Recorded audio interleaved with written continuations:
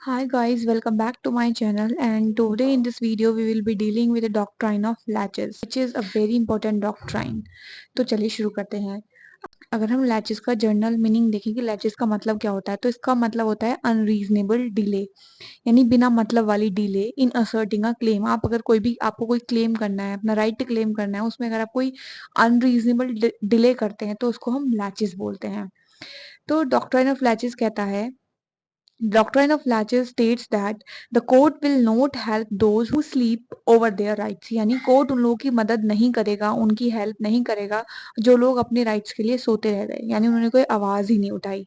The doctrine is used by the courts to deal with an inordinate delay that is occurring in filing a petition और complaint, यानी अगर कोई petition file करने में या फिर कोई कंप्लेंट फाइल करने में अगर कोई इनऑर्डिनेट डिले होती है तो कोर्ट इस डॉक्ट्रिन को यूज करता है और कोर्ट कहता है कि यहाँ पे लैचेस हुआ है, यानी अनरीजनेबल डिले हुई है।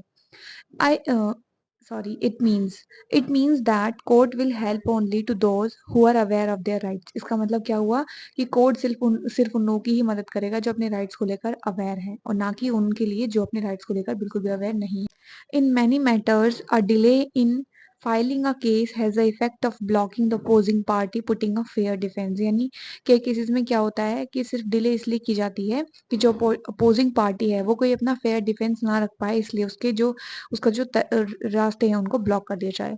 Because of that delay evidence disappears, और ये डिले कर करके क्या होंगे, जितने भी एविडेंसेस थे वो सब डिसअपियर हो जाएंगे, जितनी भी मेमोरीज थी वो सब फेड हो जाएंगी, और जो विटनेसेस हैं वो अपने अपने रास्ते चले जाएंगे, वो भी कोर्ट में कोई बयान देने नहीं आएंगे। It generally states that the court will not deal stale cases, यानी क्या कह रही है डॉक्ट्राइन कि जो कोर्ट है वो स्टेल केसेस में डील नहीं करेगी। स्टेल केसेस यानी पुराने केसेस, जो केसेस पुराने हो गए हैं, बासी हो गए हैं, कोर्ट उनमें डील नहीं करेगा।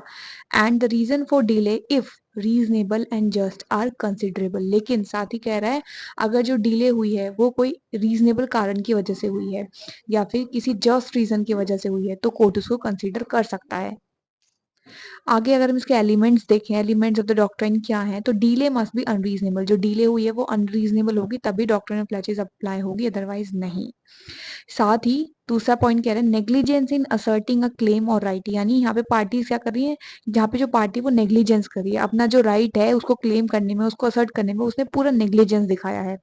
थर्ड कह रहा है knowledge of claim by the petitioner in advance, और साथ ही ये भी कह रहा है कि जो पिटिशनर है, ऐसा नहीं कि उसको अपने जो राइट्स है उनकी नॉलेज ही नहीं थी, उसको नॉलेज भी थी, यानी उसको नॉलेज थी, उसने उनको लेने के लिए नेग्लिजेंस दिखाया और अनरीजनेबली उसने कोई भी अपने राइट्स को एक्सरसाइज नहीं कराया।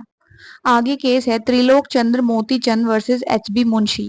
इन this case a question was raised whether there is any period of limitation prescribed within which remedy under article 32 is to be invoked। इस केस में क्वेश्चन राइज हुआ कि क्या कोई ऐसा टाइम पीरियड है, कोई लिमिटेशन है कि जिसके अंदर अंदर आपको आर्टिकल 32 में अपनी जो रेमेडीज है उनको इन्वॉक कराना है। The petition in this case was filed after 10 years delay, क्योंकि इस केस में क्या हुआ था, जो पिटिशन फाइल की गई थी वो 10 साल की डिले के बाद फाइल की गई थी। तो इस रिगार्ड में अलग अलग जजेस ने अलग अलग बात की गई थी। जस्टिस सिकरी ने कहा था 3 years will be the proper yardstick for measuring reasonable time for referring a writ. इन्होंने कहा था कि 3 साल एकदम परफेक्ट टाइम पीरियड है जिसके अंदर आपको अगर कोई रिट रेफर करनी है तो आप कर सकते हैं। साथ ही नेक्स्ट जो है ये इन्होंने कहा था ही पुट इट एज 1 year, इन्होंने कहा था इनके हिसाब से 1 साल एकदम प्रॉपर टाइम है। उसके बाद चीफ जस्टिस हिदायतुल्लाह ने कहा था कि there is no hard and fast rule that should be adopted. उन्होंने कहा था कि यहाँ कोई भी ऐसा हार्ड एंड फास्ट रूल नहीं है कि अगर हम अडॉप्ट कर लें, हम कुछ नहीं कह सकते कि इतना स्पेसिफिक टाइम पीरियड होना चाहिए। Issues should be dealt by court on a case to case basis, और उन्होंने कहा था कि हम ये हर बात केस टू केस डिपेंड करती है कि इसके लिए रीजनेबल टाइम या फिर एक प्रॉपर टाइम क्या होना चाहिए। आगे नेक्स्ट केस है ज्ञान Singh versus high court of Punjab and Haryana. The writ petition was filed by petition after 11 years from which they claimed promotions, यानी उन्होंने जो रिट पिटिशन फाइल की थी वो 11 साल के बाद की गई थी। They argued that during these intervening years, they were busy making representation before different authorities regarding their grievances। उन्होंने कहा था कि उन्होंने क्या अपनी आर्ग्यूमेंट में रखा कि हम लोग जो ये हमारा 11 साल का टाइम पीरियड था इसमें हम अलग अलग अथॉरिटीज के पास जा रहे थे और हम लोग को ये उम्मीद लग रही थी कि हम लोग को कोर्ट ना जाना पड़े और यही अथॉरिटीज जो है हमारा क्लेम हमको दे दें। Stating that there were no valid reasons the court rejecting their contention. तो कोर्ट ने कहा नहीं, ये आपने जो रीजंस दिए हैं ये कोई वैलिड रीजन नहीं है और इन रीजंस को हम अनरीजनेबल रीजंस मानते हैं, अनरीजनेबल डिले मानते हैं, और इस तरह कोर्ट ने उनको उनके जो रिट पिटिशन थी उसको रिजेक्ट कर दिया। और इसी के साथ हमारी डॉक्ट्राइन ऑफ लेचेस कंप्लीट होती है। आई होप कि आप लोग को समझ में आया हो that what the doctrine of लेचेस actually is. अगर आपको समझ में आया हो प्लीज मुझे कमेंट सेक्शन में लिख के बताएं। चैनल को सब्सक्राइब करें, वीडियो को लाइक करें। Thank you so much.